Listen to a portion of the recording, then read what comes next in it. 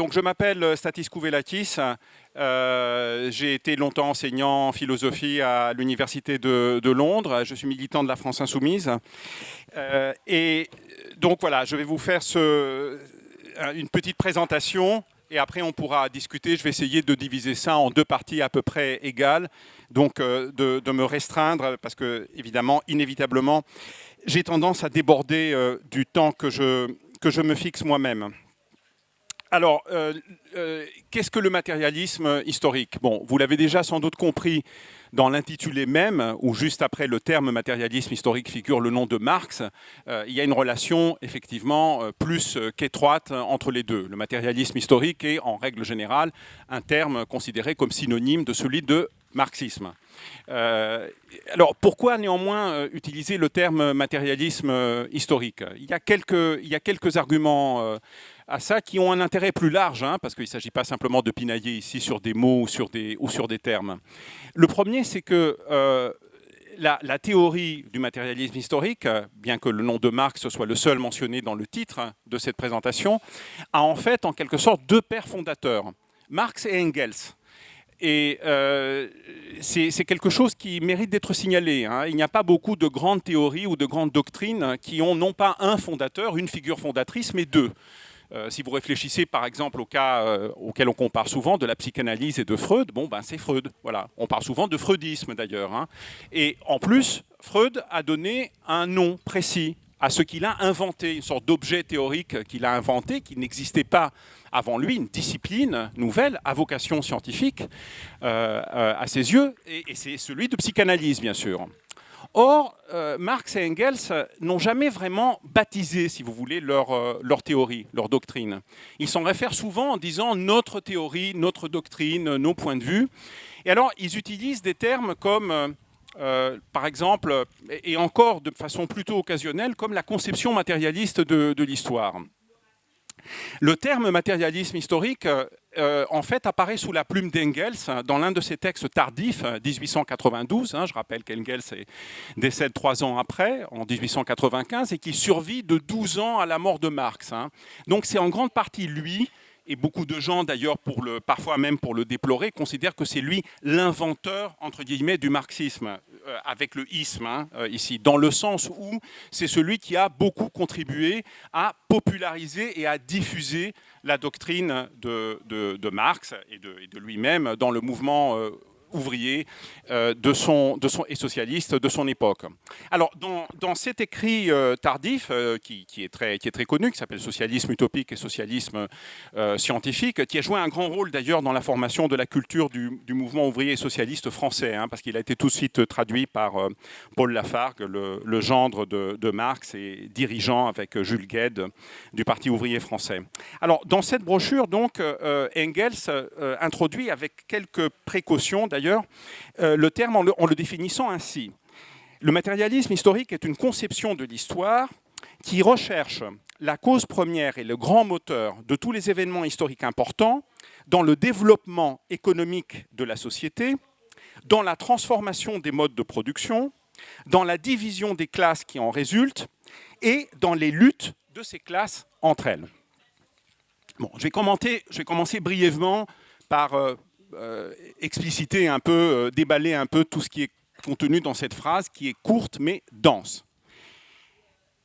Matérialisme historique veut donc dire une conception de l'histoire qui recherche la cause première et le grand moteur de tous les événements historiques importants. Donc il s'agit de donner une grille de lecture et d'interprétation de l'histoire, une grille qui la rend intelligible, puisqu'elle en recherche les causes premières et le moteur. Et alors, d'où d'ailleurs le fait que ce matérialisme est historique. Donc on comprend tout de suite que son objet, c'est ça. Bon. Par la suite, dans le développement économique de la société, dans la transformation des modes de production. Alors, c'est ici que prend son sens le terme de matérialisme. Alors, vous savez que le terme de matérialisme a un très grand pédigré en philosophie.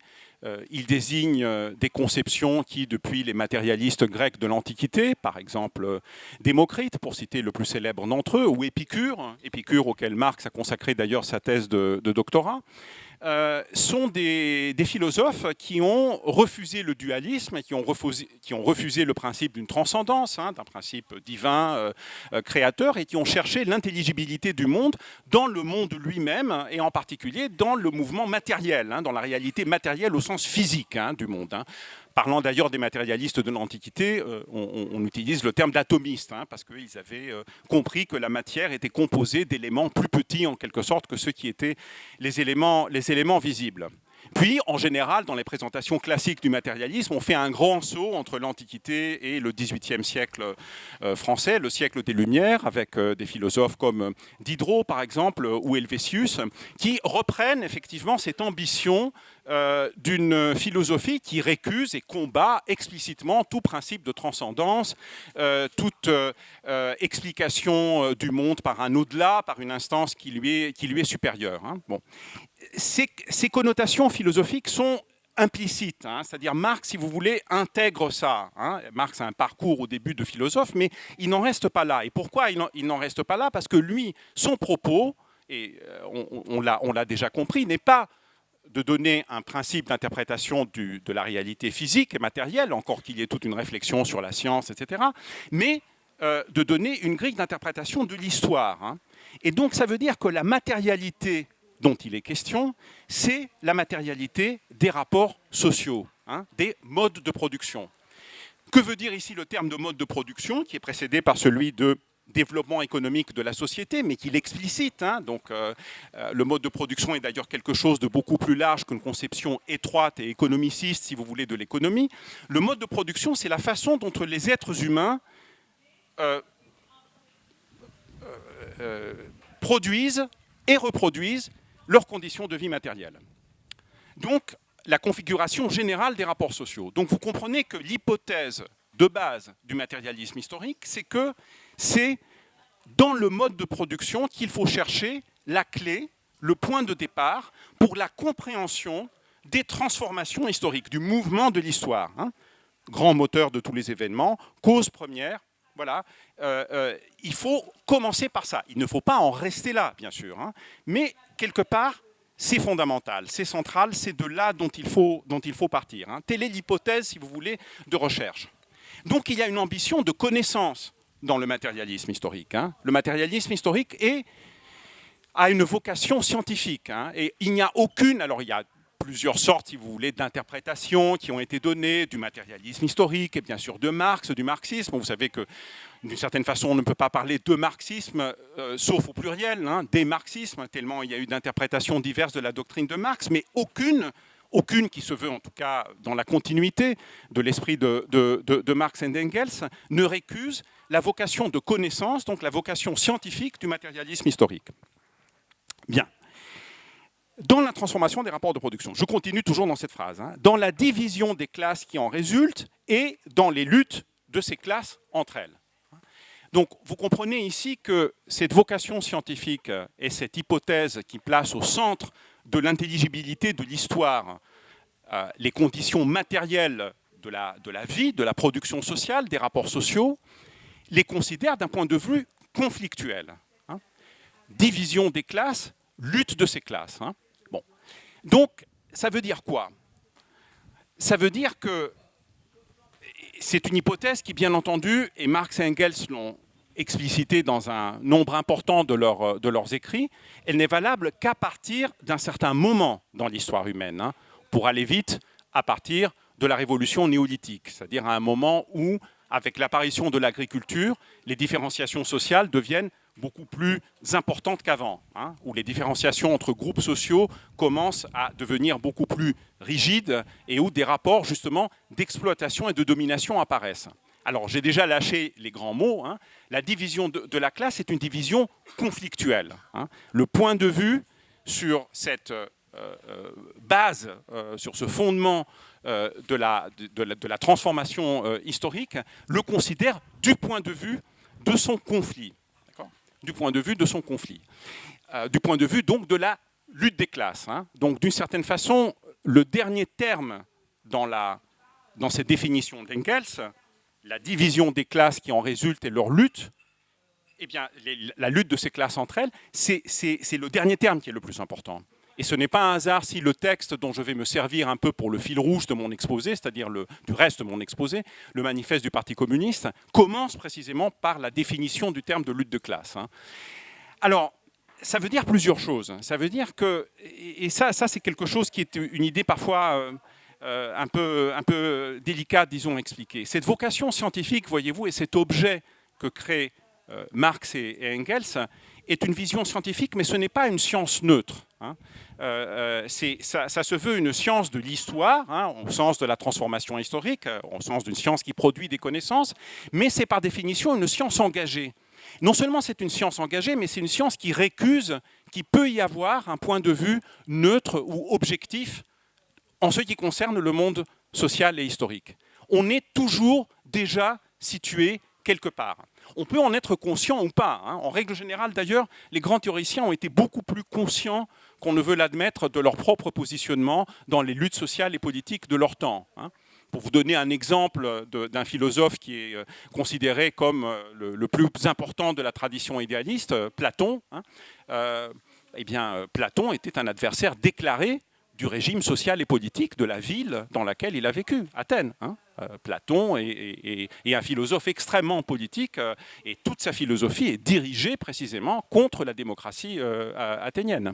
Et en même temps, c'est la démocratie qui a rendu possible sa philosophie parce qu'elle a créé un espace de discussion qui a rendu précisément possible la philosophie de Platon et de ses adversaires. Sauf que la philosophie de ses adversaires, aucun écrit ne nous est parvenu. Les chrétiens se sont débrouillés pour détruire, et les hasards de l'histoire se sont débrouillés pour détruire l'œuvre des matérialistes de l'Antiquité, à quelques exceptions près. Par contre, Platon nous est arrivé presque intact. Je reviens à cette idée que c'est une science engagée, c'est une science révolutionnaire. C'est une science qui se situe dans ce conflit et qui veut l'orienter quelque part. Donc c'est une science qui a un projet politique. Alors je vais dire deux mots là sur la façon en quoi consiste ce projet politique, en prenant, comme je l'ai déjà dit, un texte qui l'explicite, à savoir le manifeste du Parti communiste. Mais vous voyez, l'une des difficultés, je pense, pour lesquelles Marx et Engels ont eu du mal à nommer l'objet théorique qu'ils ont inventé, c'est justement dans cette nouveauté, d'une science révolutionnaire, d'une science engagée, d'une science qui, sans renier son objectif de produire de la connaissance, est en même temps indissociable d'une prise de position, c'est une science partisane, et d'un projet politique au service duquel elle se met. Et ça, c'est quelque chose qui, comme vous le savez, a beaucoup de mal à passer, à être accepté dans ce qu'on appelle, à tort à mon avis, en ce qui concerne le domaine des sciences sociales et humaines et de l'histoire, ce qu'on appelle la communauté scientifique. Je ne pense pas qu'il existe une communauté de cet ordre-là dans un champ qui est irrémédiablement et irréversiblement clivé par des conflits de toutes sortes. Mais c'est la raison aussi pour laquelle vous avez sans doute remarqué, si vous avez cherché des livres de Marx, d'Engels ou de la théorie marxiste dans les librairies, on ne sait jamais où les trouver. Où classer Marx? Parfois on le trouve en philo, parfois on le trouve en économie. En règle générale, c'est intéressant. Vous pouvez faire ça auprès d'une librairie un peu fournie de votre coin, voir où est-ce qu'on trouve des livres de Marx et du marxisme. En règle générale, on les trouve dans au moins 3-4 sections différentes. On les trouve en philo, on les trouve en éco, on les trouve en politique, on les trouve en histoire, en fonction des titres. Il n'y a pas beaucoup d'auteurs ou leurs livres. Et pourtant, ce n'est pas des encyclopédistes, c'est des gens qui ont une grande cohérence dans leur travail. Mais on ne sait pas très bien où classer ça. Parce que cet objet théorique bouscule les lignes, si vous voulez. Sa nouveauté consiste en ce qu'il remet en cause en fait, des divisions établies du savoir. C'est la raison pour laquelle, et vous pouvez m'en croire à ma propre expérience d'enseignant à l'université pendant plusieurs décennies, c'est toujours très difficile, si on est marxiste, je le suis depuis de longues décennies, c'est très difficile d'être casé en quelque sorte dans une discipline quelconque. Bon, alors, après ces réflexions sur le terme de matérialisme historique, j'en viens un peu à définir un peu certaines thèses, certaines positions fondamentales du matérialisme historique. Et pour ce faire, je vais utiliser un texte, c'est aussi une invitation si vous voulez à le lire, hein, qui est, je pense, le plus lu des textes de Marx et d'Engels, donc des deux fondateurs, hein, qui est le manifeste du Parti communiste. Alors, ne vous fiez pas à ce petit livre. En réalité, c'est parce que c'est une édition bilingue, il y a toutes les préfaces, etc. Ça tient en 20-30 pages. Hein, ça se lit en quelques heures. Alors, pourquoi est-ce que j'utilise ce texte? Le pourquoi aussi va me permettre de cerner quelques-uns de ces enjeux. Alors, premièrement, c'est un texte qui a été écrit à la veille des révolutions de 1848. Et il a été commandité à Marx et Engels par l'organisation dont ils faisaient partie à l'époque, c'est-à-dire la Ligue des communistes. La Ligue des communistes était une organisation d'émigrés allemands, essentiellement artisans et ouvriers artisans à l'époque. Pour la plupart, pour leur quasi-totalité émigrés, il y avait quelques cellules, on va dire, ou sections clandestines en Allemagne, mais précisément dans l'Allemagne de l'époque, qui d'ailleurs n'existait pas en tant qu'État uni. Elle était divisée en 36, très exactement, hein, en 36 États et principautés et villes franches, etc. La Prusse étant le principal d'entre eux, Prusse dont Engels et Marx étaient des sujets prussiens et non pas des citoyens à l'époque. Donc les organisations ouvrières étaient obligées de travailler dans la clandestinité. Mais il y avait une diaspora ouvrière allemande extrêmement importante, hein, à Paris. Dans le Paris de l'époque, la plus grosse communauté d'ouvriers étrangers, c'était les Allemands. Il y en avait à peu près 80 000 dans une ville qui comptait 1 million d'habitants, à peu près, hein, dans la décennie 1840. Ils étaient pour la plupart logés dans l'actuel quartier de la Goutte d'Or, d'ailleurs. Ça s'appelait déjà la Goutte d'Or, d'ailleurs, à l'époque. Hein. C'est intéressant à savoir. Et Marx se relie, en fait, et Engels se relie avec le mouvement ouvrier quand ils séjournent ou à l'occasion de leur séjour à Paris, d'ailleurs, hein, dans ces organisations qui avaient leur presse, qui avaient leur club, qui avaient leur forme. Donc c'est une société secrète, si vous voulez. Hein. Pourtant, je vais y venir, si ce n'est dans mon exposé, si on a le temps, mais certainement dans la discussion. Le Parti communiste dont il est question, et ça c'est souvent une surprise que ressentent les lecteurs et les lectrices de ce texte, qui ne l'ont pas abordé auparavant, c'est que le Parti communiste est quelque chose de beaucoup plus large pour Marx et Engels que la petite organisation secrète clandestine à laquelle ils appartiennent. D'ailleurs, quand la révolution de 1848 éclate, c'est-à-dire quelques semaines après, dans toute l'Europe, hein, donc y compris dans leur propre pays, en Allemagne et en Prusse, eh bien, la Ligue des communistes, avec totalement l'assentiment de Marx, entre en sommeil. Et Marx rentre en Allemagne. Il était exilé en Belgique à l'époque. Et quand ils écrivent le manifeste, ils sont tous les deux exilés en réalité d'Allemagne. Donc ils rentrent en Allemagne et ils ne fondent pas une organisation, mais un grand journal de masse. La Nouvelle Gazette rhénane, parce qu'ils pensaient qu'ils pouvaient avoir prise sur les événements, non pas en restant dans une petite organisation rabougrie, qui était par contre nécessaire dans les conditions de la clandestinité, etc., mais quand l'histoire à grande échelle justement se déploie, eh bien, il fallait trouver les instruments pour permettre d'être efficace auprès du grand nombre. Hein. Donc il quitte, c'est pas lui, hein, c'est une décision collective, l'organisation tombe en sommeil pendant la Révolution. Ces cadres vont jouer par contre un rôle très important. Hein, donc tout ça n'a pas du tout servi à rien. Hein, ça a formé des militants et des cadres qui vont jouer un rôle de premier plan dans les événements révolutionnaires en Allemagne. Mais lui, il se concentre sur le journal. Et les journaux, à l'époque, c'était l'équivalent, si vous voulez, quasiment des partis politiques aujourd'hui. Hein, tellement leur rôle était... Il structurait véritablement les courants politiques. Hein. Le parti républicain, comme on disait à l'époque, en France, qui vient au gouvernement suite à la révolution de février 1948,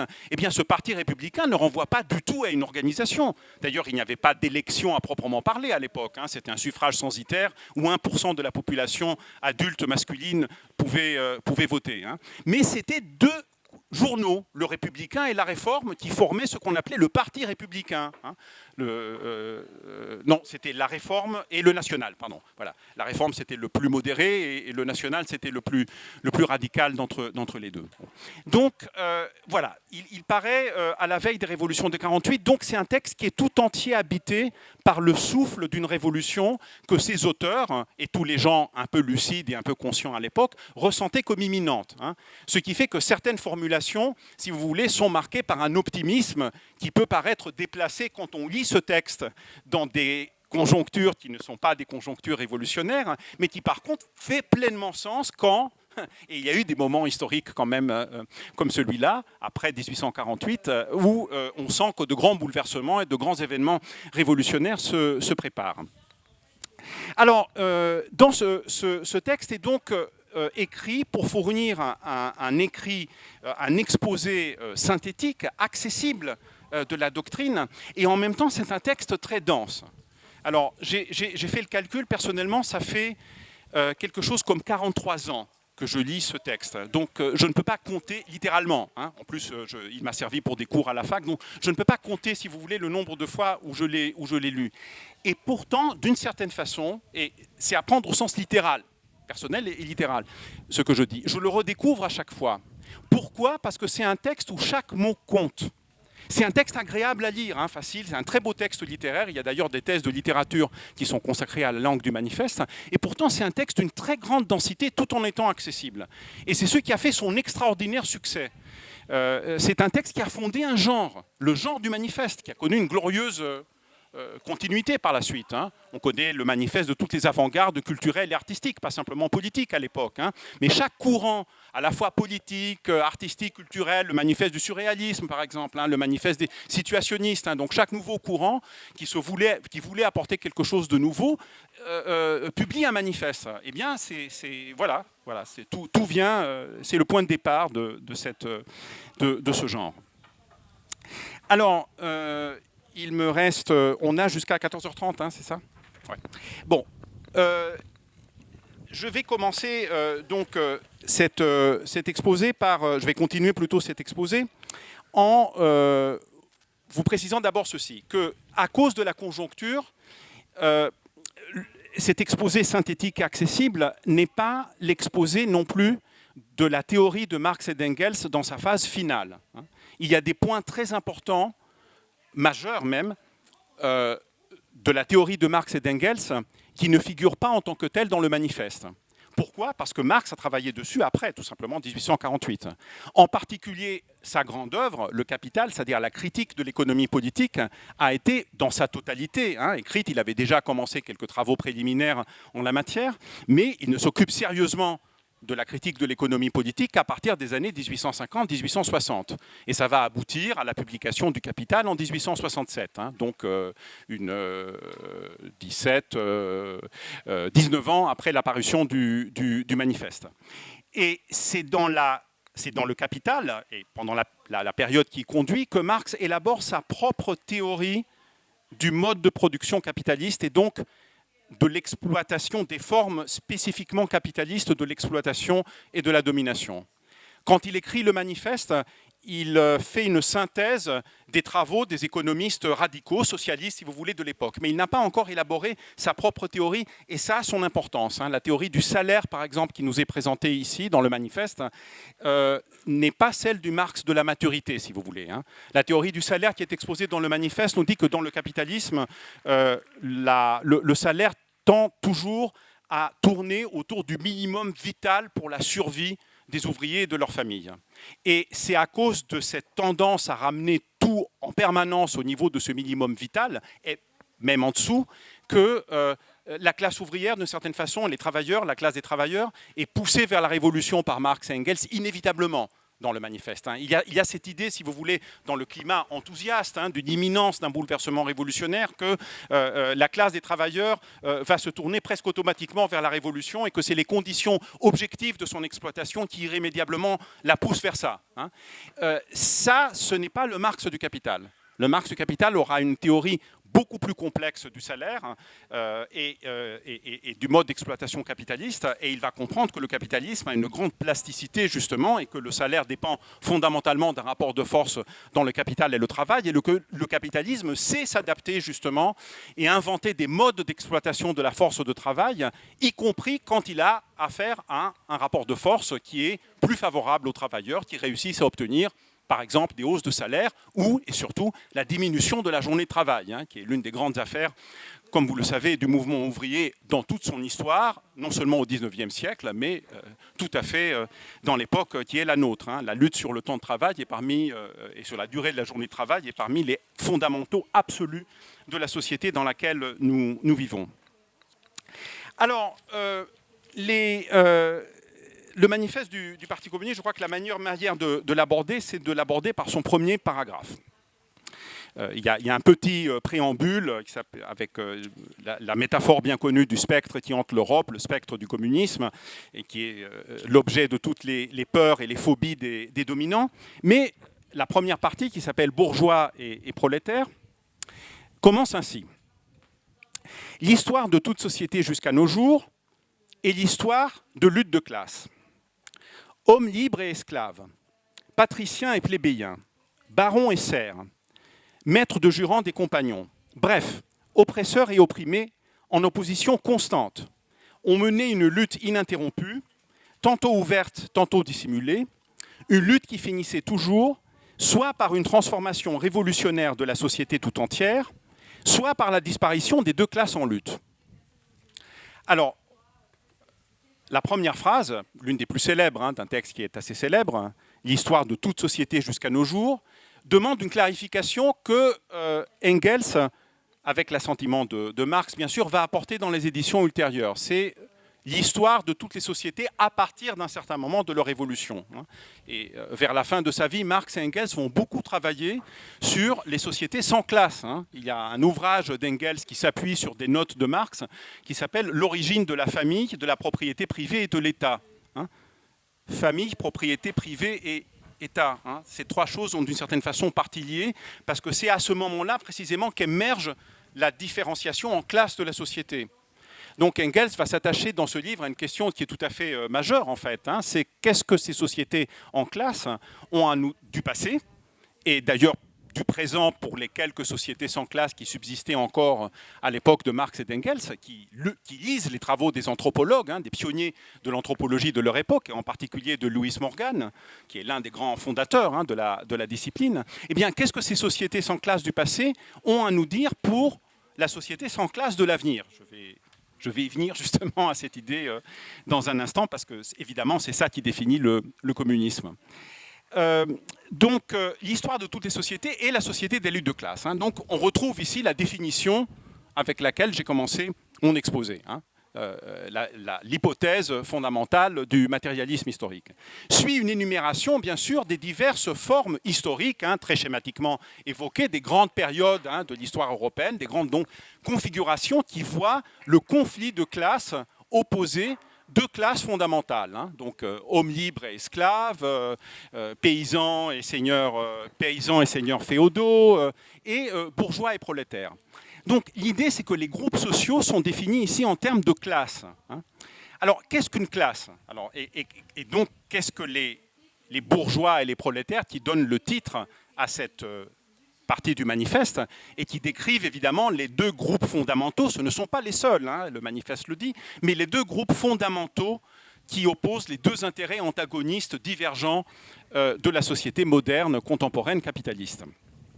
Eh bien, une classe, c'est un groupe d'hommes qui est défini par la position qu'il occupe, précisément dans les rapports de production, c'est-à-dire dans la façon dont s'organise la production et la reproduction de la vie matérielle. Et ce qui s'est passé dans l'histoire humaine, et d'une certaine façon, le Engels et le Marx tardif le diront, cette sorte de grande catastrophe, c'est qu'à partir d'un certain moment, cette manière d'organiser la production et la reproduction de la classe matérielle fait qu'un groupe minoritaire s'accapare de l'essentiel des richesses et un groupe majoritaire se voit dépossédé des richesses qu'il produit lui-même. Mais bien entendu, ce qui importe ici, c'est à la fois de voir la continuité historique du conflit de classe, qui donne son intelligibilité à l'histoire. Vous comprenez que cette position est très importante. C'est-à-dire, la raison pour laquelle on peut comprendre l'histoire, c'est que l'histoire n'est pas une discontinuité absolue, contrairement à ce que certains penseurs contemporains peuvent penser. L'histoire n'est pas un chaos totalement informe, où des événements totalement singuliers et non reliés entre eux se passent, interviennent. L'histoire a une intelligibilité, et en tout cas l'histoire des sociétés de classe, le fil rouge, c'est précisément la lutte de classe. Car les classes sont définies par ces rapports asymétriques et polarisants à l'intérieur de ces sociétés. Mais vous comprenez que l'hypothèse de Marx et d'Engels, celle d'une science révolutionnaire, n'aurait pas grand sens si on en restait simplement à cette continuité de l'histoire. Hein. Parce que dans ce cas, et d'ailleurs il y a toute une école de pensée qui le prétend, eh bien toute l'histoire humaine est condamnée à ne pas être autre chose que la répétition justement d'une forme de lutte de classe. Hein. Les théoriciens, par exemple, de ce qu'on appelle la sociologie des élites le disent. Hein. Que voulez-vous ? L'histoire humaine, d'ailleurs, c'est quelque chose, c'est une idée qui, sur le fond, est assez banale, hein, mais qui a servi à élaborer des théories sociologiques assez élaborées et sophistiquées. Bon, l'histoire humaine, que voulez-vous, c'est toujours des groupes dominants et des groupes dominés. Une élite dominante succède à une autre élite dominante, et il en sera toujours ainsi. Hein, c'est ça la conclusion. Hein. Bon.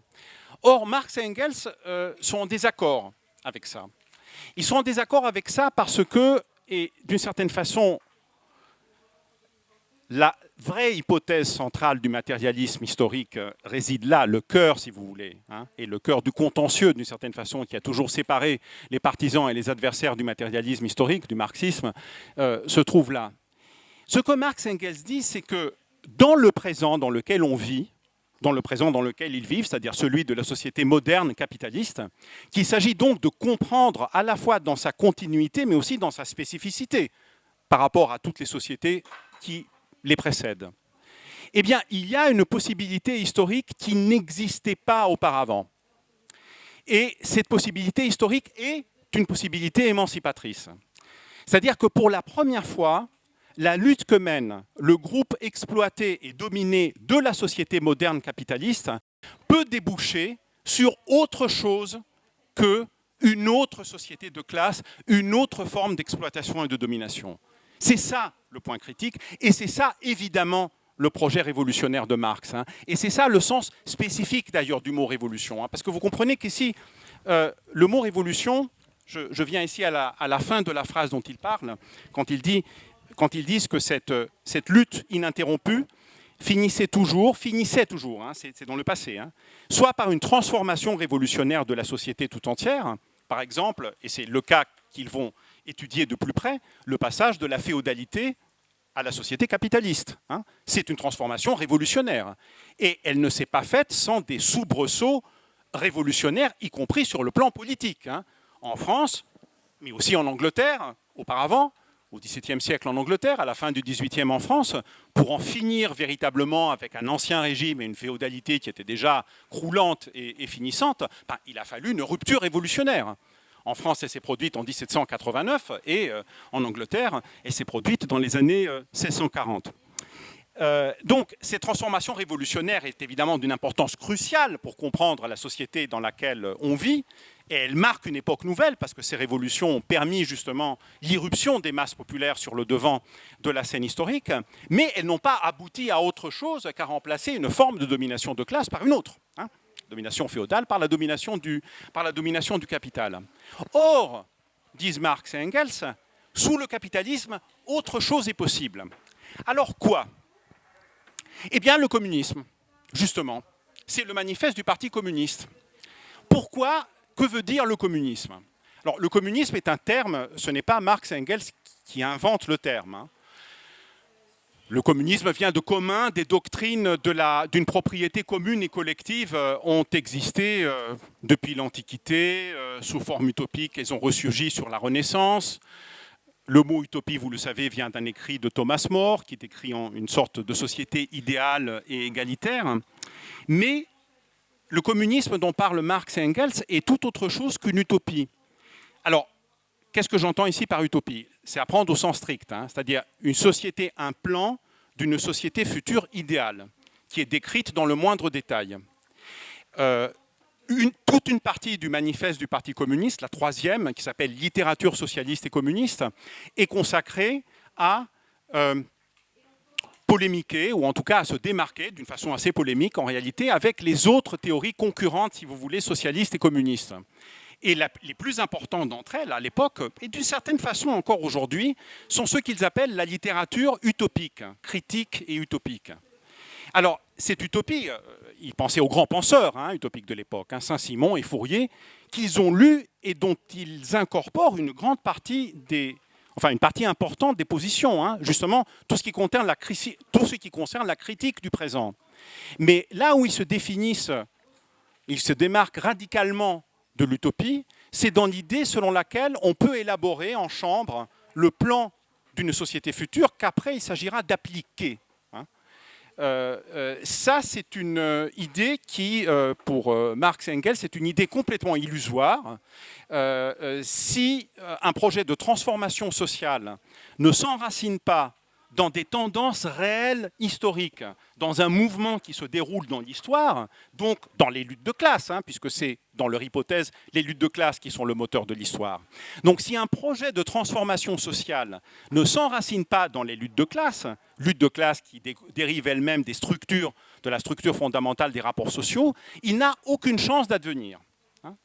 Donc le communisme, il y a une célèbre définition du communisme dans l'idéologie allemande, un écrit non publié de leur vivant de Marx et d'Engels, est le mouvement réel qui abolit l'état de choses actuel. Le mouvement réel englobant ici évidemment le mouvement politique, hein, mais qui s'appuie aussi sur des tendances réelles, sur une expérience issue des luttes de classe du présent de la société dans la société capitaliste moderne contemporaine. Donc pas de recette. C'est une expression d'Engels, pas de recette pour les cuisines de l'avenir, hein, mais une étude avec une ambition scientifique du présent pour voir quelles sont les possibilités qu'il ouvre et, armé de ça, muni de ça, œuvrer pour que l'une de ces possibilités se réalise, en examinant précisément les conditions à la fois intellectuelles, politiques, organisationnelles, c'est une partie très importante du politique, de leur réalisation. Mais dernière remarque ici sur ce point, sur cette phrase, et c'est quelque chose qui est rarement commenté, y compris par de très bons connaisseurs hein, de Marx, d'Engels et de leur œuvre. Ce premier paragraphe se termine d'une façon ouverte. Hein, je relis la phrase. Une lutte ininterrompue qui finissait toujours, soit par une transformation révolutionnaire de la société tout entière, soit par la disparition des deux classes en lutte. Et le terme allemand disparition, c'est en fait le déclin, la décomposition des classes en lutte. Hein. Alors ici, Marx et Engels ont vu, si vous voulez, le long processus de décomposition de l'Antiquité, hein, de l'Empire romain, hein, qui se désintègre et se décompose bien avant ce qu'on appelait les invasions, etc. Vous savez que les historiens ne sont pas du tout d'accord avec cette manière très schématique de voir la chose. Hein.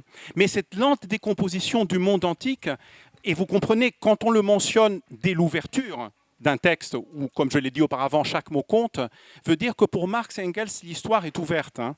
La transformation révolutionnaire n'est que l'une des possibilités de l'histoire. Hein. La décomposition et le pourrissement social en sont une autre. Hein. Et ça, il faut l'avoir en tête. Hein. L'écart entre les deux, c'est précisément l'écart de l'action politique. C'est l'écart de l'initiative politique, c'est l'écart où le projet politique et ses traductions concrètes sont amenés à réaliser, dans lequel ils s'inscrivent. Mais il faut dire ici une chose, c'est que j'ai parlé, de façon très générale, du communisme comme une possibilité du présent. Mais je n'ai pas expliqué pourquoi c'est une possibilité qui n'existait pas jusqu'alors. Eh bien, pour ça, il faut dire en vitesse, dans les 3 minutes, on va dire, allez, qui me restent, 5 minutes qui restent. Pardon ? En principe, on termine jusqu'à 14h30, non ? On peut aller jusqu'à 15h ? Bon. Comme il fait chaud, je vais essayer de nous ménager tous et de vous garder le plus possible, le plus nombreux et nombreux possible jusqu'à la fin. Donc, il faut comprendre quelle est la spécificité du capitalisme, hein, de la société moderne bourgeoise contemporaine. Jusqu'à présent, en tout cas dans ce que j'ai dit, on ne sait que ce qui la rend comparable et similaire aux sociétés d'exploitation et de domination qui l'ont précédée. Hein. Une structure des rapports sociaux fondée sur des rapports justement d'exploitation et de domination où une classe minoritaire s'accapare une part disproportionnée, l'essentiel, et le contrôle de la richesse sociale qui est produite par une classe de producteurs et de productrices qui s'en trouvent dépossédés. Bien. Mais quelle est la spécificité de ce mode de production ? Bien, 2 choses. Dans la première partie du manifeste, Marx et Engels développent avec une très grande force l'idée selon laquelle ce qui fait la différence entre le capitalisme et tous les modes de production qui l'ont étendu, c'est son dynamisme absolument inédit dans l'histoire humaine. C'est une capacité d'expansion qu'il faut comprendre dans deux sens, si vous voulez, dans deux coordonnées, comme dans les vecteurs un peu en maths. Une coordonnée spatiale et une coordonnée en intensité, en profondeur, si vous voulez. Une coordonnée spatiale. Marx et Engels, et c'est l'une des thèses fondamentales de toute la première partie du manifeste, voient que le capitalisme est appelé à s'étendre et à unifier, c'est-à-dire à placer sous son joug la planète entière. Le capitalisme est la première forme de production, le premier mode de production, la première forme d'organisation sociale dans l'histoire humaine qui est appelée à se généraliser en tant que telle. Ça, c'est une immense rupture par rapport au passé. En effet, qu'avons-nous connu auparavant? Bien sûr, de multiples empires ont connu des expansions territoriales immenses. L'Empire romain, l'Empire d'Alexandre, l'Empire des Mongols, et l'Empire chinois, et j'en passe. Mais aucun de ces empires, aucune de ces unités politiques ne changeait profondément les rapports sociaux dans lesquels il s'étend. Ce qui fait la spécificité du capitalisme, c'est que dès qu'il met le pied quelque part, il détruit tout ce qui existait auparavant. Et il instaure, précisément le capitalisme. Il intègre tout, il conquiert littéralement le monde entier. Donc vous voyez, leur idée, c'est que derrière, parce que quand ils écrivent en 1848, l'expansion coloniale de l'Europe a commencé plusieurs siècles auparavant. Elle commence avec les tout premiers balbutiements du capitalisme et avec la fin de la féodalité d'une certaine façon. Mais c'est ça qui va permettre en réalité au capitalisme d'émerger, à proprement parler. Ça, Marx l'étudiera dans le détail dans le Capital, quelles sont les conditions historiques de l'émergence du capitalisme. Mais derrière cette expansion territoriale et cette conquête coloniale européenne se trouve un tout autre enjeu que les expansions territoriales des empires qui ont précédé, à savoir la transformation, la rupture radicale de la façon dont ces sociétés sont organisées. Donc le capitalisme est la première forme de mondialisation, et il y a des pages tout à fait visionnaires si on pense qu'elles ont été écrites en 1848, où Marx et Engels nous exposent cette idée. Je ne résiste pas à la tentation de vous lire un paragraphe. Par l'exploitation, deux paragraphes même, par l'exploitation du marché mondial, la bourgeoisie, donc la classe dominante de cette nouvelle société capitaliste, donne un caractère cosmopolite à la production et à la consommation dans tous les pays. Au grand regret des réactionnaires, elle a enlevé à l'industrie sa base nationale. Les vieilles industries nationales ont été détruites et le sont encore chaque jour. Elles sont évincées par de nouvelles industries dont l'implantation devient une question de vie ou de mort pour toutes les nations civilisées. Industries qui ne transforment plus des matières premières indigènes, mais des matières premières venues des régions du globe les plus éloignées et dont les produits se consomment non seulement dans le pays même, mais dans toutes les parties du monde à la fois. À la place des anciens besoins que la production nationale satisfaisait, naissent des besoins nouveaux, réclamant pour leur satisfaction les produits des contrées et des climats les plus lointains. À la place de l'isolement d'autrefois des régions et des nations se suffisant à elles-mêmes, se développent des relations universelles, une interdépendance universelle des nations. Grâce au rapide perfectionnement des instruments de production, grâce aux communications infiniment plus faciles, la bourgeoisie entraîne dans le courant de la civilisation jusqu'aux nations les plus barbares. Le bon marché de ses produits et l'artillerie lourde qui lui permet de battre en brèche toutes les murailles de Chine et contraint à la capitulation les barbares les plus opiniâtrement hostiles à tout étranger. Sous peine de mort, elle force toutes les nations à adopter le mode bourgeois de production. Elle les force à introduire chez elles ce qu'elle appelle civilisation, c'est-à-dire à devenir bourgeoise. En un mot, elle façonne un monde à son image. Par la suite, il parle de développement des villes de l'inversion du rapport entre les villes et les campagnes. Et elle dit, Marx et Engels écrivent même que le développement des forces productives sous le capitalisme est incomparablement plus impressionnant et plus puissant que toutes les grandes œuvres, les pyramides et autres réalisations que les civilisations antérieures ont pu produire. Donc, Marx et Engels voient très bien ce qu'on appelle aujourd'hui la mondialisation du capitalisme et la violence dont elle est porteuse. Vous comprenez bien que le processus qui est ainsi décrit, et d'ailleurs c'est ce qui explique des termes comme barbare, civilisation, conquête, violence, les forces et les contraints, etc., c'est un processus qui est violent. Donc ce dynamisme est un dynamisme spatial, mais c'est aussi un dynamisme qui va en profondeur. C'est-à-dire que le capitalisme, contrairement à toutes les formes d'organisation sociale qui l'ont précédé, ne laisse rien en dehors de lui à l'intérieur même de la société dans laquelle il s'implante. Aucune activité sociale et d'une certaine façon, aucune activité humaine n'échappe à son emprise. Et ça aussi, c'est une grande différence par rapport à tous les modes de production qui ont précédé.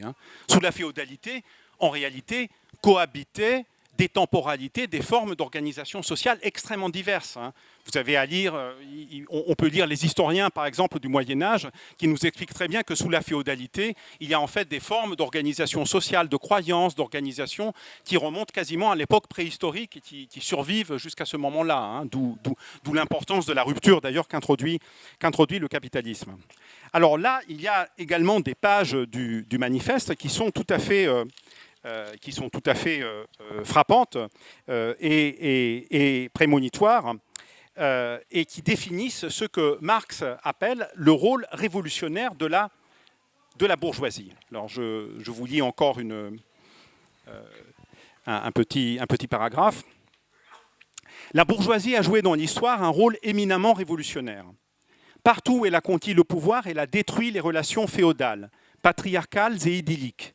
Tous les liens variés qui unissent l'homme féodal à ses supérieurs naturels, elle les a brisés sans pitié, pour ne laisser subsister d'autres liens entre l'homme et l'homme que le froid intérêt, les dures exigences du paiement au comptant, du paiement cash, on dirait aujourd'hui. Elle a noyé les frissons sacrés de l'extase religieuse, de l'enthousiasme chevaleresque, de la sentimentalité petite bourgeoise dans les eaux glacées du calcul égoïste. Formulation célèbre, elle est même reprise dans des titres d'ouvrages. Elle a supprimé la dignité de l'individu, devenue simple valeur d'échange. Aux innombrables libertés dûment garanties et si chèrement conquises, elle a substitué l'unique et impitoyable liberté de commerce. En un mot, à l'exploitation que masquaient les illusions religieuses et politiques, elle a substitué une exploitation ouverte, éhontée, directe, brutale. La bourgeoisie a dépouillé de leur auréole toutes les activités considérées jusqu'alors avec un saint respect comme vénérables. Le médecin, le juriste, le prêtre, le poète, l'homme de science, elle en fait des salariés à ses gages. Voilà. Donc, vous voyez qu'ici, il y a une véritable, à la fois, fascination, une sorte devant cette capacité, justement, de dissolution. Véritablement, le capitalisme dissout tout. Et vous comprenez que c'est ce qui fait aussi l'actualité de ce texte. L'actualité de ce texte, ce n'est pas simplement qu'il propose une analyse de l'économie, comme on dit parfois capitaliste. C'est une explication totale du monde capitaliste, en réalité, qui est proposée. Notamment dans l'un de ses aspects les plus fondamentaux, le plus fondamental, en réalité. C'est qu'il ne cesse de se transformer, il ne cesse, si vous voulez, d'innover pour devenir toujours davantage lui-même. L'économiste, non pas marxiste, mais influencé par le marxisme, même s'il était un adversaire en quelque sorte, Schumpeter a parlé de destruction créatrice. C'est assez juste. Le processus que décrit ici le manifeste, c'est un processus de destruction créatrice de tout ce qui existait. Donc un dynamisme absolument inédit dans l'histoire. Vous allez me dire, d'accord, mais tout ça, en quoi est-ce que ça nous avance dans la transformation révolutionnaire ? Enfin, quel est le sens d'ailleurs de la transformation révolutionnaire, puisque ce mode de production est en quelque sorte révolutionnaire lui-même. Bon. Alors, pour paraphraser ici une formule que Régis Debray quand il était justement révolutionnaire, avait utilisé dans les années 60, eh bien, la révolution de Marx et d'Engels, c'est la révolution dans la révolution. C'est-à-dire, c'est une révolution qui est rendue possible par la révolution capitaliste elle-même. Et c'est ça qui différencie leur projet communiste, leur compréhension du communisme de tout ce qui avait précédé auparavant. Non pas un plan idéal qui existe en dehors de l'histoire et des conditions historiques réelles, mais un projet qui ne peut exister, qui n'a de sens que dans les conditions mêmes de ce qu'il est appelé à renverser, c'est-à-dire du capitalisme. Le communisme, et ça c'est important, parce que le communisme, ce n'est pas ce que disent par exemple des philosophes ou des théoriciens que j'estime beaucoup par ailleurs, comme Alain Badiou, qui nous dit que le communisme n'est pas autre chose que l'invariant d'égalité qui traverse toute l'histoire humaine depuis les révoltes d'esclaves, des esclaves, de Spartacus, jusqu'à aujourd'hui. Certes, l'idée d'égalité, effectivement, c'est ça. Oui, les opprimés ont rêvé d'égalité, mais Marx et Engels, c'est entendre quelque chose de beaucoup plus fort. C'est une proposition qui a beaucoup plus d'implications et beaucoup plus articulée et riche que la simple idée d'égalité. Et leur communisme va bien au-delà d'ailleurs d'une simple idée d'égalité. C'est une égalité en fait de développement complet des possibilités sociales et humaines dont il est question ici. Et ça présuppose justement le développement du capitalisme, l'apparition du capitalisme. Le communisme, c'est le produit du capitalisme. Il n'aurait pas existé pour Marx et Engels sans le capitalisme lui-même. Alors, c'est la révolution dans la révolution. Régis Debray a utilisé cette expression en 1967 quand il était impliqué dans les luttes révolutionnaires en Amérique latine. Vous savez qu'il a accompagné le Che pendant son voyage en Bolivie. Et la nouveauté justement de la stratégie qu'appliquaient les révolutionnaires latino-américains, inspirés bien entendu par la grande révolution cubaine, par la figure du Che, était une innovation stratégique radicale par rapport à toutes les stratégies révolutionnaires qui existaient jusqu'alors, par la guerre de guérilla, etc. Bon. Alors, la révolution dans la révolution, ici, au sens de Marx et d'Engels, ça veut dire d'une certaine façon prendre la révolution capitaliste et la renverser, la retourner en son contraire. C'est-à-dire exploiter les possibilités historiques qu'elle ouvre pour les retourner contre elle-même. Et quelle ne peut être que l'agent historique, le sujet historique de cette transformation, c'est bien sûr la classe qui produit les richesses de cette société, le prolétariat. Mais pourquoi ? Qu'est-ce qui différencie finalement, parce que la question revient à ça, qu'est-ce qui différencie le prolétariat de toutes les classes exploitées et dominées qui existaient auparavant ? Vous comprenez ? C'est là le cœur de la question. Donc qu'est-ce que le prolétariat finalement, pour Marx et Engels ? Alors là, il faut dissiper d'abord des malentendus. Les exemples historiques concrets, si vous voulez, que donnent en particulier, quand ils écrivent le manifeste du Parti communiste, Marx et Engels sont tous des ouvriers, des ouvrières de l'industrie. C'est ça le prolétariat qu'ils ont en tête. Mais la définition rigoureuse du prolétariat, le terme désigné sous l'époque romaine la classe misérable, mais qui ne participait pas justement à l'activité productive. Eh bien, le prolétariat moderne, contrairement au prolétariat romain de l'Antiquité, est précisément la classe qui produit à partir du salariat. Le prolétaire, c'est le salarié exploité. Et la configuration du salariat, en particulier à l'époque du manifeste, c'est-à-dire quasi exclusivement le salariat ouvrier, faisait que ces deux termes tendaient à devenir identiques, y compris aux yeux de Marx et d'Engels, d'où les exemples concrets et empiriques qu'il mentionne. Quand il écrit Le Capital, c'est déjà autre chose. D'ailleurs, même dans le manifeste, en le relisant hier, j'ai remarqué quelque chose que je n'avais pas, je vous assure, relevé auparavant. Dans la partie où il critique le socialisme petit bourgeois, Marx et Engels expliquent comment, sous le capitalisme, la petite bourgeoisie traditionnelle, c'est-à-dire les petits commerçants, les artisans, etc., sont condamnés à la disparition, parce que l'activité économique est de plus en plus concentrée dans des grandes unités de production, de distribution, de commerce, etc. Bon. Mais il dit la chose suivante, très intéressante, que je n'avais pas remarqué, ils sont appelés à être remplacés par des contremaîtres et des domestiques. Et dans Le Capital, Marx consacre des développements tout à fait frappants, très intéressants d'ailleurs du point de vue du salariat féminin, parce que comme vous vous en doutez, la domesticité féminine dans l'Angleterre industrielle du XIXe siècle était, dans sa très grande majorité, une domesticité féminine. Et Marx explique justement dans Le Capital le paradoxe qui faisait qu'à la fin du XIXe siècle, dans l'Angleterre qui était le cœur industriel du monde, il y avait presque autant de domestiques que d'ouvriers de l'industrie. Tellement la prolétarisation des masses avait pris de telles proportions et qui permettait à des petites classes moyennes d'avoir chez elles une domesticité, comme c'est le cas à l'heure actuelle dans nombre de pays du Sud. Pour des gens qui sont un peu familiers dans des réalités comme le Brésil, par exemple, où vous savez que n'importe quel fonctionnaire brésilien, souvent d'ailleurs, dans certains cas, des militants du Parti des travailleurs, voire même de la gauche radicale brésilienne, des couples d'enseignants, par exemple, eh bien, ont chez eux une domestique. Bon, c'était, voilà. Donc, la domesticité et les contremaîtres. Donc déjà, dès le manifeste, alors que la division du travail dans les usines de l'époque était quand même beaucoup moins développée que celle que Marx aura devant les yeux par la suite, et évidemment incomparablement plus développée, il voit déjà que le capitalisme crée une tendance à produire des fonctions de surveillance à l'intérieur même d'une division hiérarchique du travail dont il perçoit très bien les fondamentaux dans le manifeste. Il y a une page tout à fait frappante où il décrit la réalité du travail en usine, sa déqualification, son aspect tyrannique et hiérarchique, et il utilise le terme de despotisme d'ailleurs pour le décrire. Bon.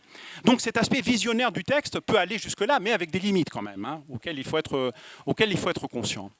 Alors, qu'est-ce qui définit le salariat ? Et c'est la raison pour laquelle le capitalisme est finalement indissociable de cette réalité du salariat. Le capitalisme, ce n'est pas simplement le marché, si vous voulez. C'est pas simplement. Il y a beaucoup. Les économistes contemporains ne font quasiment pas de différence entre le marché et le capitalisme. Pour eux, c'est des concepts interchangeables. Et comme le marché a existé depuis des millénaires, et bien pour eux, le capitalisme est appelé à durer pendant toute l'éternité parce qu'il n'est que la forme développée de quelque chose qui existe. Non, non, pas du tout. Pour Marx et Engels, c'est Marx. Tout l'enjeu du capital théorique est là. C'est que le marché est un présupposé, bien sûr, du capitalisme, à la fois logique et historique. Mais la nouveauté du capitalisme, c'est que c'est la force de travail qui est une marchandise. C'est ça. Le marché a existé dans la Grèce antique. Le marché a existé dans la Rome antique. La Rome antique avait un commerce florissant. On connaît tous, etc. Bon.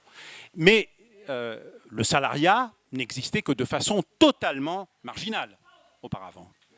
La généralisation du salariat, la genèse du salariat est la véritable genèse du mode de production capitaliste. Et le salariat signifie quoi ? Signifie que justement la propriété privée moderne exclut de tout accès, c'est-à-dire de tout contrôle sur les moyens de production et d'échange, de la très grande, de l'écrasante majorité des producteurs. C'est ça la nouveauté du capitalisme, c'est ça la rupture qu'il introduit. Et au niveau, comme nous le disent les historiens récents, jusqu'à l'époque de la généralisation du capitalisme, qui est tardive. Les campagnes françaises résistent jusqu'à la fin du XIXe siècle. Jusqu'à la fin du XIXe siècle, on peut dire que d'une certaine façon, la majorité de la population française, pour une partie en tout cas, échappe au capitalisme, car la paysannerie française a remporté une grande victoire historique sous la Révolution française, en ayant accès à la terre, justement, qui lui a permis d'éviter de retarder la prolétarisation jusqu'à beaucoup plus tard que dans bien d'autres pays européens, par exemple en Angleterre, où elle perd la bataille dès le XIIIe, XIVe siècle, et où elle se prolétarise en masse. Et c'est pour ça que la révolution industrielle commence en Angleterre et pas en France. Eh bien, en France, la paysannerie a résisté parce qu'elle a pu exister en tant que producteur, relativement indépendant, après de plus en plus dépendant, hypothéqué, etc. Tout ce que vous voulez, mais en fait, sans cette séparation radicale entre les producteurs et les moyens de production et d'échange qu'instaure le capitalisme. D'accord ? Ça, c'est la nouveauté. Ça, c'est la rupture. La rupture, c'est le salariat. Quand il y a du salariat, il y a capitalisme. Quand il y a capitalisme, il y a du salariat. D'où la possibilité de le renverser, qui n'existait pas auparavant. Pourquoi ? Parce que dans toutes les sociétés qui préexistaient, quelles étaient les revendications des groupes exploités et dominés de ces sociétés ? Eh bien, précisément, l'accès à la propriété ou l'accès à la position supérieure dans la hiérarchie sociale telle qu'elle existait. Les esclaves qui se révoltent sous Spartacus, qu'est-ce qu'ils veulent devenir ? Ils veulent devenir des citoyens romains. Ils ne veulent pas abolir l'esclavage. Les paysans qui se révoltent contre les seigneurs, qu'est-ce qu'ils veulent ? Et c'est tout à fait logique, ce n'est pas du tout une critique, c'est la compréhension de la rationalité qui existe dans l'histoire. Ils veulent une répartition plus égalitaire des terres. Ils veulent la fin des grands domaines féodaux, la fin des taxes, la fin des corvées, la fin de l'exploitation, la fin du mode de l'exploitation féodale. Mais ils ne veulent pas une société où serait abolie la propriété privée en tant que telle. La propriété privée, pas la propriété personnelle. il y a toute une partie du manifeste, et dans le contexte de l'époque, on le comprend, hein, parce que les caricatures du communisme, et elles n'ont pas disparu, hein, qui existaient à l'époque, c'est de dire, ah ouais, le communisme, tout sera en commun, alors, y compris la communauté des femmes, il n'y aura plus de propriété, tout sera à tout, etc., etc. Marx dit non. La propriété privée, ce n'est pas la propriété personnelle. Le capital n'est pas une chose. Le capital, c'est ce qui permet de valoriser de la valeur. C'est de la richesse qui crée de la richesse, qui est là pour qui est destinée à créer de la richesse. Le capital, ce n'est pas une addition, comme le pensent les économistes, de biens. Ce n'est pas des maisons, du patrimoine, des usines, des machins, des trucs, des œuvres d'art, etc., du fric, d'une façon générale. Non, le capital, c'est du fric qui peut produire du fric et qui est destiné à produire du fric. Et pour que le fric puisse produire du fric, fondamentalement, il faut qu'il y ait échange entre du capital et du travail salarié. Après, évidemment, une fois que ça s'est fait, il y a diverses fractions du capital qui se bouffent le nez entre elles pour prendre une part du gâteau, hein. Le capital commercial veut sa part du gâteau, le capital bancaire et le capital financier veut sa part du gâteau. Mais pour qu'il y ait gâteau, il faut qu'il y ait production. Pour qu'il y ait production, il faut qu'il y ait du fric qui produise du fric, de la valeur qui produit de la valeur. Pour qu'il y ait de la valeur qui produit de la valeur, il faut qu'il y ait échange entre le capital et le travail. Il faut qu'il y ait travail salarié. Donc, la nouveauté historique du capitalisme, et là pour le coup je termine avec ici, c'est précisément ça. On a, pour la première fois dans l'histoire humaine, un système économique et social où l'écrasante majorité des producteurs est dépossédée du contrôle des moyens de production et d'échange. Et parce qu'elle est dépossédée du contrôle des moyens de production et d'échange, qui sont aux mains entre la classe dominante et exploiteuse, eh bien, l'essentiel du reste des institutions sociales, et en particulier des institutions politiques, elles s'en trouvent également exclues. Exclues pour l'essentiel, en tout cas, parce qu'elles sont sous le contrôle de la classe dominante, à commencer par l'État. D'où, conclusion de Marx et d'Engels, sur laquelle je n'ai pas le temps de m'étendre, pour le renverser, eh bien, il faut la conquête du pouvoir politique. Et là aussi, évidemment, il se différencie de tous les utopistes qui pensent que les utopies peuvent se réaliser sans combat politique, sans affronter sur le terrain de la domination politique des classes dominantes. Voilà, je m'arrête ici. J'ai largement débardé de longtemps, mais si on a jusqu'à 15h, si j'arrive à vous tenir jusqu'à 15h, on a le temps pour quelques questions et réponses. Merci de votre attention.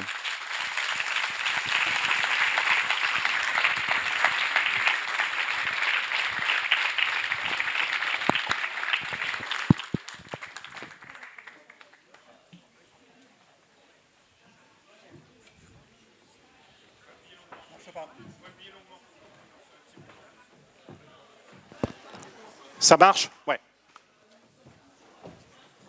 On va faire un garçon et une fille. Oui, bon. Je ne sais pas si on entend là. Oui, bonjour. Bah, merci pour votre intervention qui était vraiment intéressante. Merci pour votre intervention qui était vraiment intéressante. Et juste une question, comment définiriez-vous le capitalisme communiste de la Chine? On prend plusieurs questions. Une fille.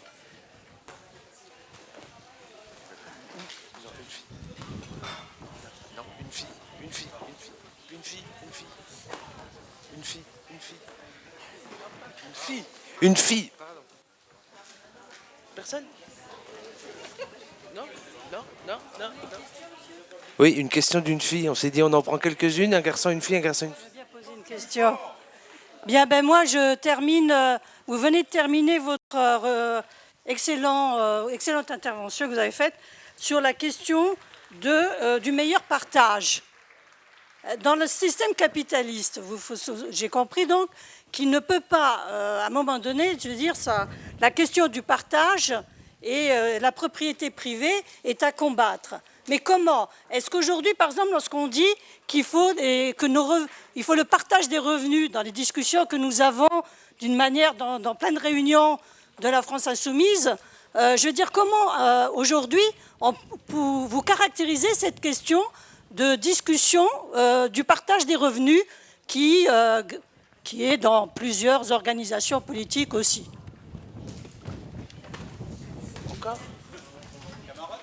Encore des questions? Mais je demande à monsieur. Je prends encore des questions ou pas? Merci beaucoup. Oui, mais merci beaucoup pour ton exposé. Est-ce que si tu as un tout petit peu de temps, est-ce que tu pourrais revenir sur la notion qu'emploient Marx et Engels de la classe ouvrière en soi et de la classe ouvrière pour soi, c'est-à-dire la question de l'organisation de la classe, en te remerciant.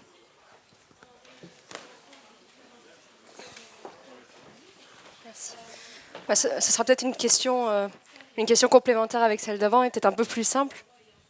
Qu'est-ce qu'il faudrait répondre aujourd'hui à ceux qui disent que c'est obsolète, cette manière de considérer les classes sociales, que c'était de l'époque de Marx, mais qu'aujourd'hui on n'est plus dans une période avec bourgeoisie d'un côté et prolétariat de l'autre? Qu'est-ce qu'on répond à ces gens-là qui disent que c'est obsolète, cette manière de diviser les classes? Encore une avec parité, souci de parité.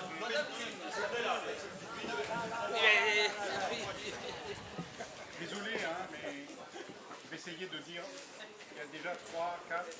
Merci pour votre intervention hyper intéressante. J'aimerais savoir si vous considérez que le communisme a existé ou s'il reste à inventer.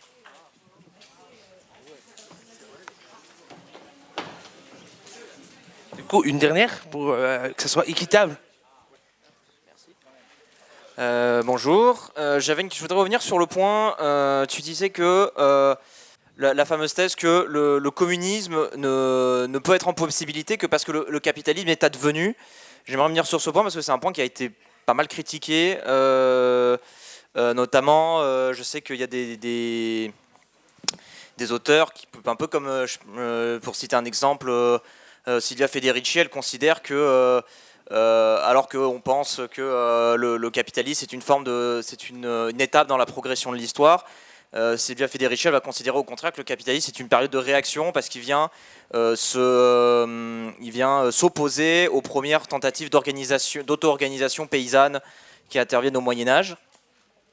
Et donc du coup, comment on peut critiquer cette idée? Est-ce que cette idée-là elle est consubstantielle au matérialisme historique? Et dans quelle mesure on peut la critiquer? Parce que c'est aussi une thèse qui a été critiquée par les mouvements plus portés vers anticoloniaux ou décoloniaux, parce que cette idée-là, elle a beaucoup amené certains militants marxistes, notamment les trotskistes, à penser que la révolution communiste ne pouvait advenir que dans les pays capitalistes avancés, et que limite il faudrait plus de capitalisme dans les pays, dans les colonies pour pouvoir développer leur prolétariat. C'est une position qu'a tenue Marx dans sa jeunesse, sur laquelle il est revenu dessus par ailleurs. Mais du coup, voilà, comment on peut reconsidérer cette idée? Bon, je vous soumets une question. Soit je continue à prendre des questions, mais je ne serai pas capable d'y répondre. Soit on s'arrête là et je réponds à ça. Ouais, ok. Alors, qu'est-ce que la Chine? La Chine est un capitalisme d'État. Sa classe dominante est une bourgeoisie d'État. Il y a plusieurs auteurs marxistes chinois de Chine, chinois de la diaspora, qui développent cette thèse, aussi des chercheurs étrangers. En France, quelqu'un comme Nathan Sperber, par exemple, dont j'étais dans son jury de thèse, c'est Frédéric Lordon qui a dirigé sa thèse, qui est très brillante, développe précisément, et il s'appuie sur toute une littérature d'inspiration marxiste et marxienne, la thèse selon laquelle le capitalisme d'État, qui est une catégorie qu'on trouve chez Engels, le dernier Engels qui analyse déjà la façon dont l'État allemand sous Bismarck intervient de plus en plus dans l'économie et se concentre de plus en plus dans des cartels qui développent des rapports de plus en plus fusionnels en quelque sorte avec l'État, parle déjà de début de capitalisme d'État en disant que c'est en quelque sorte une manière capitaliste de résoudre les contradictions du capitalisme. S'agissant de l'Allemagne. Bon, là, en Chine, on a autre chose. En Chine, on a, si vous voulez, une révolution sociale à base essentiellement paysanne, dont la couche dominante, contrairement à l'URSS, où elle s'est d'une certaine façon autodissoute et transformée en une classe capitaliste oligarchique qui domine depuis. C'est des restes de l'ancienne nomenclature en fait qui se sont recyclés.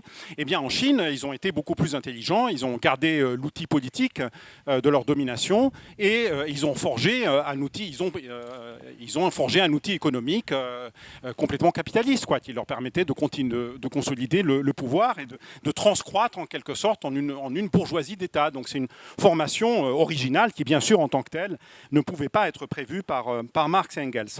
Alors, le partage la question du revenu. Bon, écoutez, Marx et Engels étaient des militants qui ont passé leur vie à intervenir dans les organisations du mouvement ouvrier tel qu'il était à leur époque. Hein.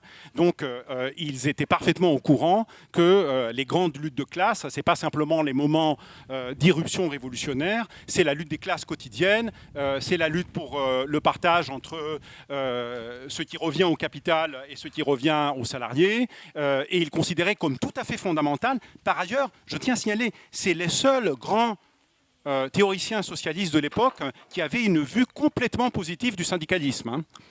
Contrairement à d'autres qui pensaient que le syndicalisme, et notamment les luttes syndicales pour l'amélioration des conditions de travail et pour les augmentations de salaire, n'avaient pas de sens, car elles détournaient les ouvriers du but révolutionnaire, etc. C'était des vues qui étaient extrêmement répandues à l'époque, en particulier dans les courants libertaires, hein, proudhoniens, mais aussi libertaires, etc.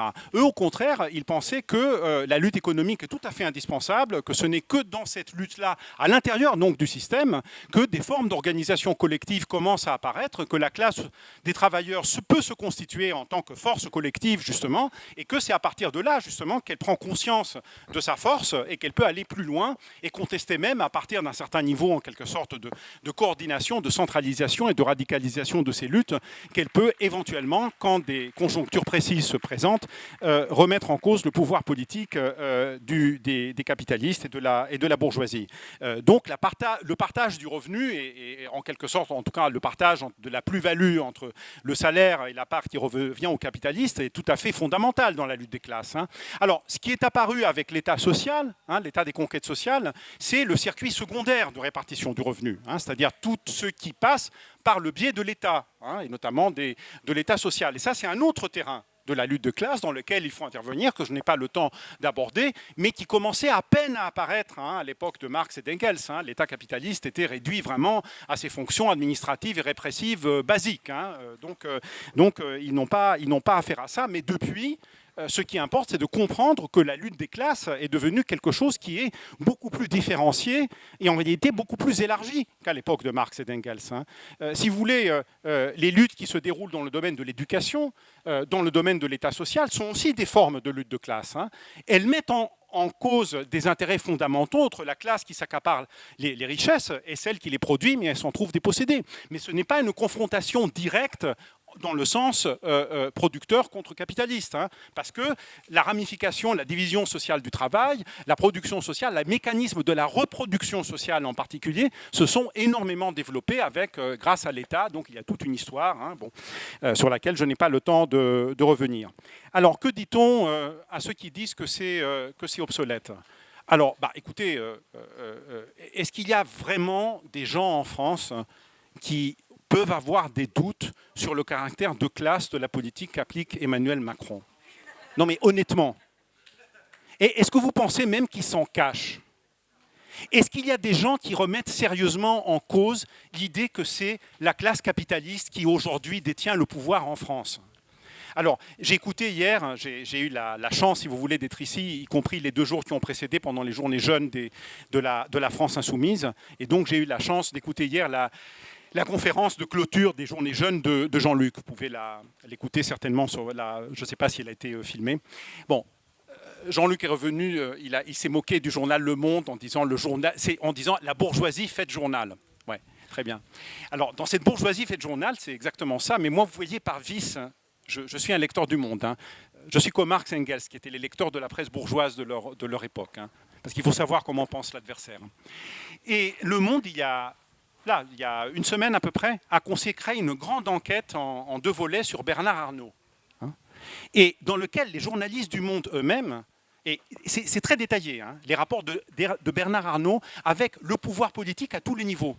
La mairie de Paris, les gouvernements, les présidents de la République, les institutions culturelles, les Jeux Olympiques, tout y passe.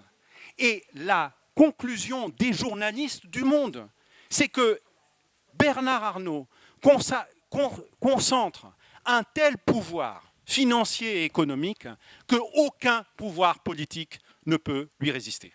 Sauf si, évidemment, il en a la volonté. Donc, comment est-ce qu'on peut douter de la réalité des luttes de classe? Bon. Alors, les gens qui disent que c'est obsolète, en réalité, ne s'occupent pas de ça. ou veulent bien admettre ça. Enfin, il y a plusieurs sortes, si vous voulez, d'arguments. Il y a plusieurs versions d'arguments. En général, l'argument de l'obsolescence concerne l'autre partie. Mais il n'y a plus de prolétariat aujourd'hui, tout ça, c'est des vieilles lunes, nanani, nananer. Bon. Remarque numéro 1. Comme dit ce texte, je vais revenir après sur ce point, le capitalisme est un système mondial, et même mondialisé. L'interdépendance des nations est totalement réalisée aujourd'hui. Les moindres habits que vous portez, votre portable, etc., tout ce que vous portez en vous, dans votre poche, dans vos bagages, etc., a été produit dans les 4 coins du monde. Tout ce qui, dans ce texte-là, était de l'ordre du visionnaire et du prophétique est notre quotidien le plus banal qu'on ne remarque même pas. OK ? Bon. Qui produit tout ça? Où sont les usines chinoises? Vous avez vu Foxconn, la plus grande usine de puces. Des centaines de milliers d'ouvriers dans des conditions de bagne, de dortoir, littéralement. C'est pour ça que je parle de capitalisme d'État, sanguinaire d'ailleurs. En général, Marx et puis après Lénine, ils avaient même une vue que le capitalisme d'État pouvait être un capitalisme plus social. Bien, les Chinois, ils ont montré qu'on peut avoir un capitalisme social qui est aussi féroce que le capitalisme de l'époque victorienne et manchestérienne. Donc la classe ouvrière au niveau mondial ne cesse de s'étendre. Le prolétariat tel qu'il a été décrit par Marx. Écoutez, lisez si vous voulez, ou écoutez une émission sur France Culture avec le sociologue Vincent Gaillère qui a fait une enquête de plusieurs années sur le Pakistan, sur les usines du Pakistan. Toutes sont gardées par des milices patronales privées, de mèche avec le pouvoir dictatorial de l'armée pakistanaise. C'est ça la réalité du capitalisme aujourd'hui. Ce n'est pas simplement ce que dit Marx ici dans Le Capital, c'est pire. C'est pire que l'Angleterre, parce qu'il faut raisonner au niveau mondial. Alors aujourd'hui, dans la division internationale du travail, oui, on a un capitalisme pourrissant, dominé par la finance, dominé par des services, dominé par des emplois de merde et par une minorité d'emplois hyper qualifiés, parce que nos pays sont devenus en quelque sorte d'état-major du centre d'une production capitaliste qui existe à l'échelle mondiale. Oui, il y a un prolétariat qui effectivement et des salariés qui ne sont pas les salariats du temps de Marx. Oui, le salariat est une réalité plus complexe. Il y a des salariés qui ne sont pas exploités. Les contremaîtres dont parlait Marx vers la fin du manifeste sont devenus aujourd'hui toute une gamme de professions de salariés qui existent, qui sont en quelque sorte des auxiliaires de la production, mais du côté de la bourgeoisie, pas du côté et du patronat, pas du côté des travailleurs. Et puis, il y a des catégories de salariés qui sont tiraillées, qui sont entre les deux, certaines catégories de l'encadrement, bon, etc. Il y a une complexification du salariat, incontestablement. Mais enfin, qui peut contester l'idée que, premièrement, il y a le salariat à la fonction publique qui mérite encore le salariat de l'État social, qui mérite encore une analyse séparée, qui n'existait pas du temps de Marx, ou très peu.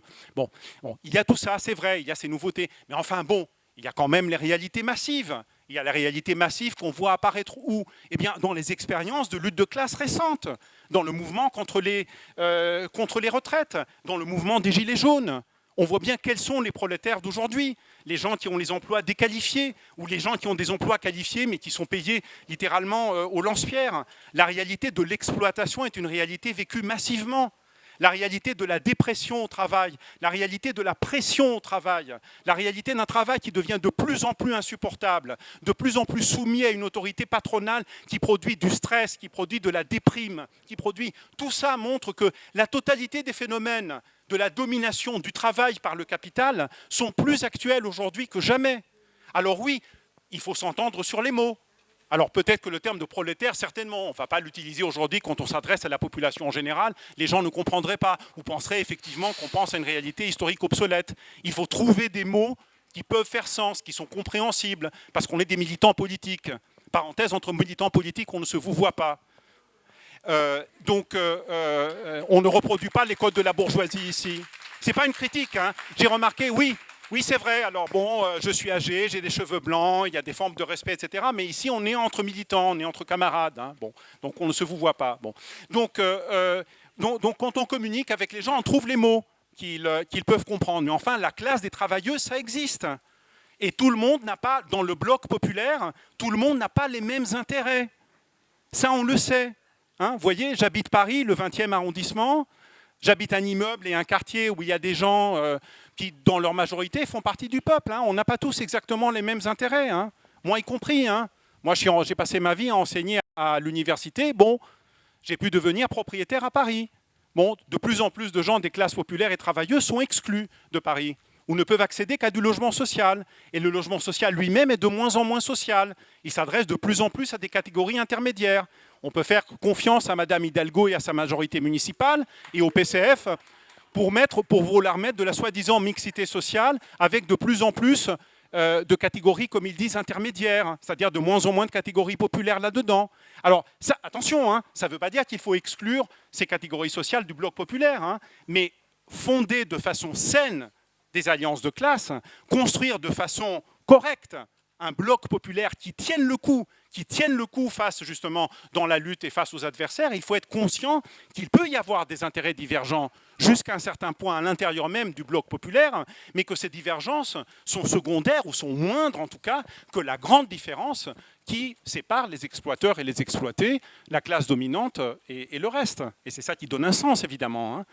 Contrairement à ce qui est dit, Marx utilisait beaucoup le mot peuple, hein. J'ai fait récemment une nouvelle édition des textes de Marx sur la Commune de Paris. Eh bien, figurez-vous, vous savez, maintenant c'est très simple, hein, avec la recherche sur Internet, on peut voir les occurrences des termes, etc.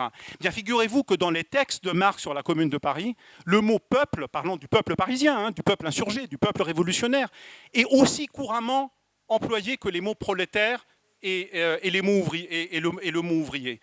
Parce que Marx voyait bien que le secret de la Commune, c'est que dans son cœur, il y avait le prolétariat, il y avait la classe ouvrière, il y avait le mouvement ouvrier parisien avec ses traditions révolutionnaires, mais qu'il a réussi à regrouper autour de lui dans une alliance tout le petit peuple de Paris, les boutiquiers, les artisans, les commerçants, les mesures de la Commune sur les loyers, qui ont permis justement d'élargir ça à toutes des catégories du petit peuple parisien qui a su se souder justement autour de lui. C'est ça, construire un bloc populaire. Mais pour construire un bloc populaire qui tienne le coup, il faut comprendre les luttes de classe, hein.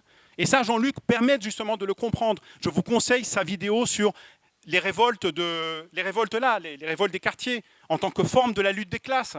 Ça n'a rien d'une évidence, parce qu'évidemment, ce n'était pas le capital travail dans les termes qui sont analysés ici, mais on ne peut pas comprendre évidemment la réalité des quartiers populaires sans voir quelles sont les classes sociales qui habitent ces quartiers et comment elles sont traitées. Ce n'est pas toutes les classes, mais c'est des fractions de classes. C'est les fractions les plus écrasées justement de la classe, à la fois les plus exploitées et les plus dominées. Et d'une certaine façon, elles sont encore plus dominées si elles ne sont même pas exploitées. Comme le disait un copain italien à moi, il y a pire sous le capitalisme que d'être exploité. C'est de ne pas être exploité. Voilà. Donc voilà un peu, j'espère avoir fait quelques suggestions qui, et là il est pour le coup 15 heures, on doit s'arrêter ici, qui seront utiles. Merci camarades, à bientôt.